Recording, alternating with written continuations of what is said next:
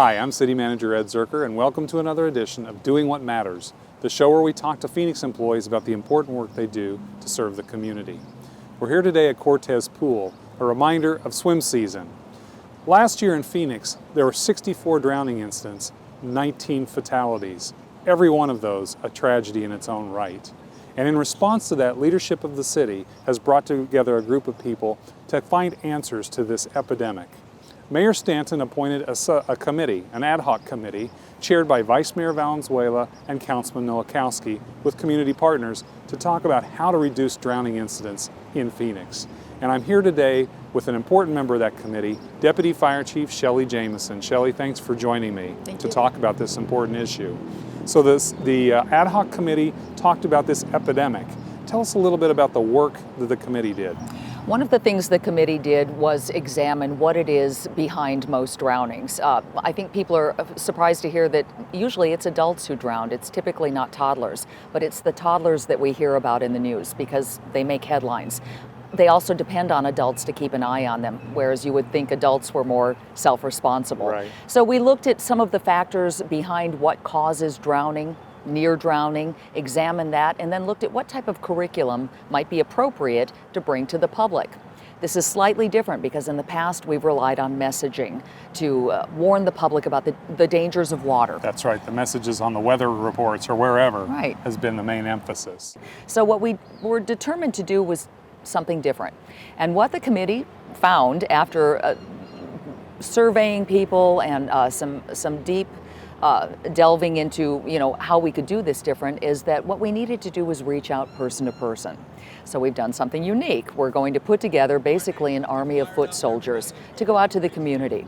Instead of relying on the billboards, we're going to reach out to them directly and instruct them more personally, more in depth about what water safety means. It's a personal campaign and it's under the heading of, I understand, Save Our Summer, SOS. Save our summer. So what kinds of things are going to happen to get people ready to do that outreach? Because this is there's a lot of information people need to have and be trained in. What we're going to do is train trainers, and we're going to start with our city community centers, and that's where we'll begin to offer the classes. But what we found is that drowning also occurs in specialty groups because they don't have the information.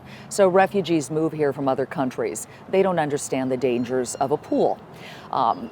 Bilingual, so Spanish speakers who may not get the messaging we're already putting out. And really, it's very simple. It's adult supervision. 100% of the time that a child drowns, adult supervision played a part in some way. Even in some cases, if an adult was there, what we found is if they don't know how to swim, then they're in danger as well. And that was one of the more shocking statistics to me, was that it's more adults drown than children. And that goes to something that connects to our Parks Department, which is adults often drown because they didn't learn to swim. And there's a certain age at which if you don't know how to swim, you're probably not going to, and we need to attack that. That's exactly right. And part of it's pride as well. Or they don't know how to swim. They've been in pools that were play pools. They never had a deep end or weren't in a situation where they were distressed and tired and couldn't keep going. So the City Aquatics is a wonderful resource, and we work closely with Aquatics, neighborhood services, planning and development. It all comes together, whether it's swimming lessons, fencing in the backyard, a broken fence that leads to a pool in a backyard. All of these portions of the city work hand in hand to make sure the public's safe, but we highly encourage swim lessons. If you're an adult and you're slightly embarrassed, you can take private lessons, and they're very reasonable. You used the term near drowning, and actually before the City Council, your group talked about that as sort of a euphemism or a polite way to talk about something that really is tragic. Tell us about near drownings, which isn't really true. What is that? Well, first let's start with where you hear it. You watch the news in the evening, you see the newscaster say, a near drowning today, 4-year-old pulled from the pool. Makes it sound like a happy ending. What you didn't hear is that the child was in the pool for 10 minutes. When somebody found them, they started CPR, were able to bring back a heartbeat, gave them artificial respirations. Fire department comes. We administer drugs like epinephrine, which jump-starts the heart, electrotherapy, whatever it may require. We can bring that child back.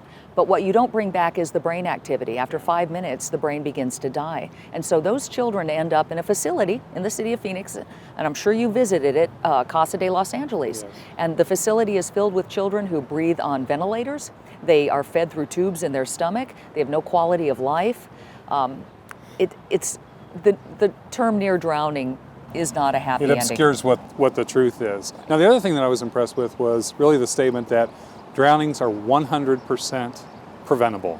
Talk about the kinds of preventions that you emphasize in Save Our Summer. So we've talked about pools the last few minutes. Let's talk about some other instances where kids drowned in a tub. We lost a child in a tub last year.